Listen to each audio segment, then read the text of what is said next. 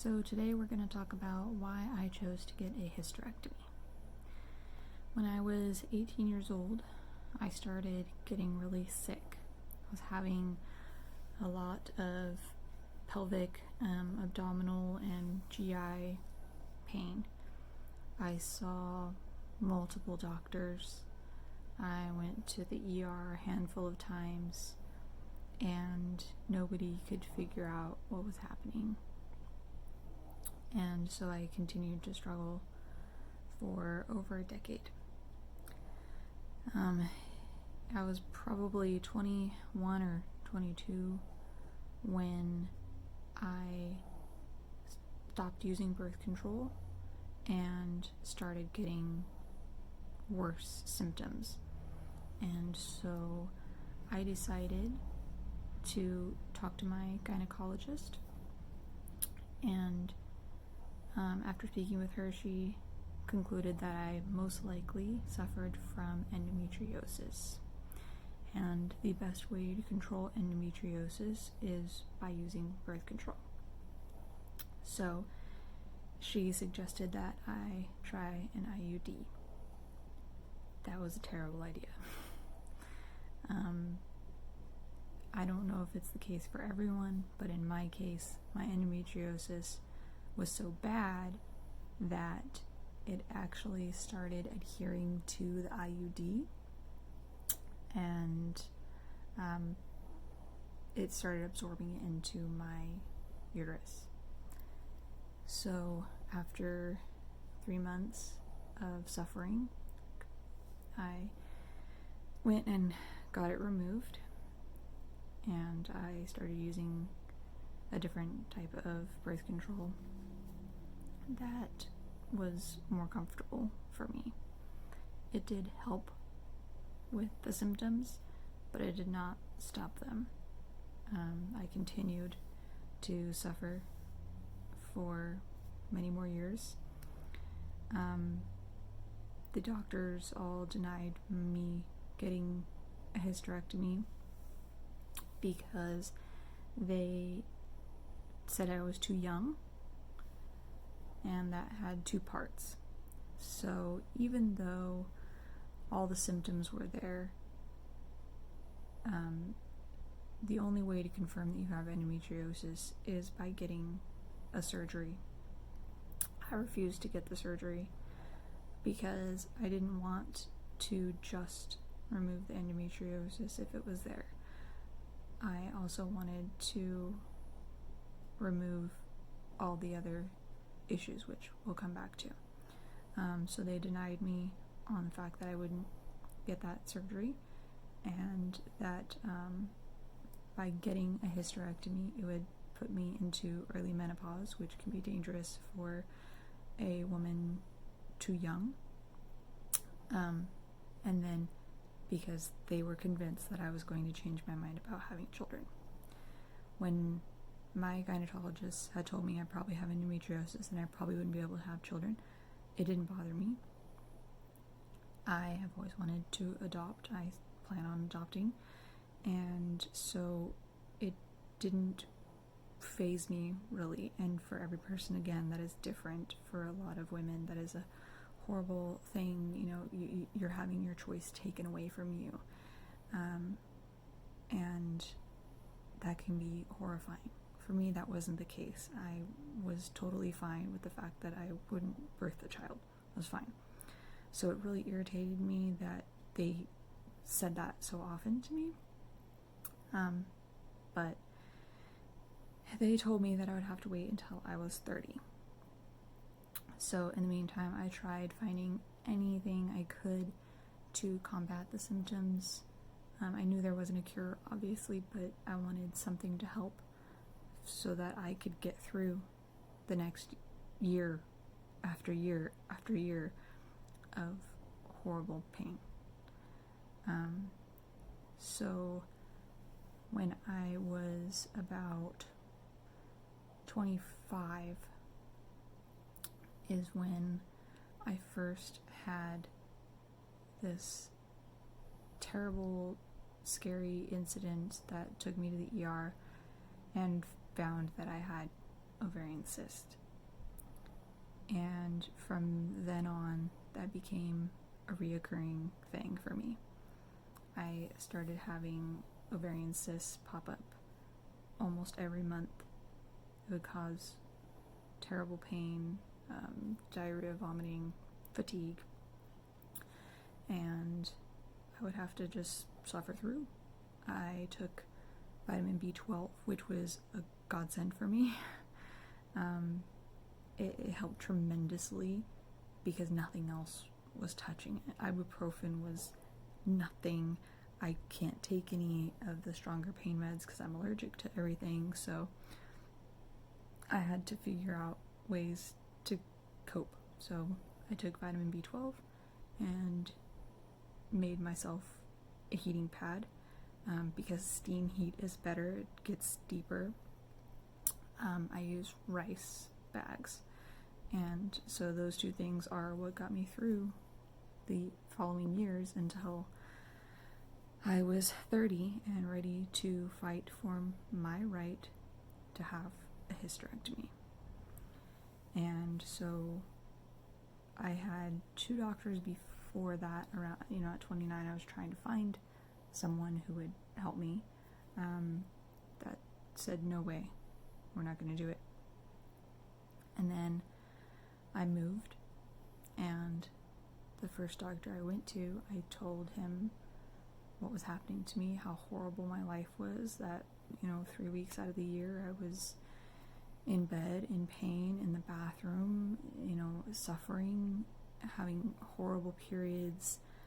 Ovulation is usually when the endometriosis and the ovarian cysts would pop up, so that was 2 weeks before my menstruation, and then of course the week before menstruation you have the premenstrual symptoms, so I was having all those the week before my period and then the actual week of my period, so it was all really horrible. And it was suggested that I use my birth control continuously to skip a period, but with my symptoms it was just making things worse, so that wasn't an option for me. When I explained all of this to my new doctor, he didn't give it a second thought. He just said, absolutely, why would we want you to continue to live like this? Let's do what we need to do to get you the surgery. And so we went right into making that happen. It was a battle with insurance to get this approved, but I got all of my previous records and I wrote a personal letter, and we sent all of it off to my insurance company, begging them to give me this surgery. I showed them well over a decade of proof that I have been suffering, and I got approved. And so I was able to get the surgery, and when we talked about what we wanted to happen, what results I wanted from this surgery, we had decided that it was going to be best to remove at least one of the ovaries, the ovary that I was getting the reoccurring cysts on, as well as the uterus. And so I said, take both ovaries, take everything. I don't want it. I'm not going to use it. And I don't want there to be a chance that the other ovary can get cysts, or that the endometriosis will grow on that and cause new problems. I want to alleviate as many problems as possible. And so when he went in and did the surgery, he found that I did in fact have endometriosis, and it was everywhere. He said that he's never seen it so bad in someone. And in addition to endometriosis, he found that I had adenomyosis as well, which explained a lot for me. And the adenomyosis was so bad that it had fused my uterus to my perineum. So it's basically the area between the vagina and the anus. It had attached to the muscles there. So he had to actually take a chunk of muscle from there as well. As he killed all the endometriosis, He removed my uterus, cervix, fallopian tubes, and ovaries. My ovaries were severely scarred, and one of them, the left one that I constantly got the cysts on, did have a pocket where the cysts would fill up a lot, and I, was totally relieved that he was able to take everything and that he felt confident in having gotten rid of a huge source of the problem.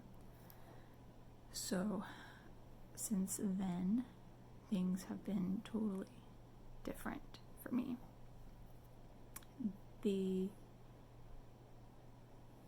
initial feeling waking up, I didn't care about the pain that I was in because I knew that it was going to be worth it in the long run, alleviating future pain. The idea that I would never have to wake up again, with that endometriosis pain or the ovarian cysts, or having to watch every single thing that I eat because certain things would cause the endometriosis to act up. I mean, just everything was gonna change for me, and it did. Living without that is fantastic, and even though getting the hysterectomy did cause other issues for me, I 100% do not regret getting it done. And I'm not saying that it's right for everybody, and you have to know that endometriosis does not go away just because you get a hysterectomy. It does not go away because you get the endometriosis surgery. It can come back. It will continue to grow. It's caused by our hormones, so it can come back. If they even miss a little bit, it can come right back. And so last year I had another laparoscopic surgery. He cleaned up some scar tissue, killed some new growth, and took my appendix. So I don't have any of those issues anymore. And it sucks that I still have to face the reality of endometriosis continuing to come back. But I'm so aware of the symptoms now that the minute I know that I feel it is back, I will go talk to my doctor and he will take care of it. And, thinking about, well, this is going to be a lifelong thing for me, I didn't have a choice in that anyway. If I hadn't have gotten the surgery, I would have continued to have to live with the endometriosis, adenomyosis, and ovarian cysts, and, scares of cervical cancer, ovarian cancer, any gynecological cancers. I'd have to live with all those fears for the rest of my life anyway. So I just kind of removed some of the stuff from the equation. And so now, yeah, sure, I might have to worry about endometriosis coming back, but I know that I have a great doctor, and he believes in me, and he works with me, and he will take care of me. And so I do not regret my decision, and I'm very happy with the outcome. So yeah, that's my story. That's how I came to getting a hysterectomy. Like I said, over a decade, over about 11 years of suffering before I finally got the surgery to change my life.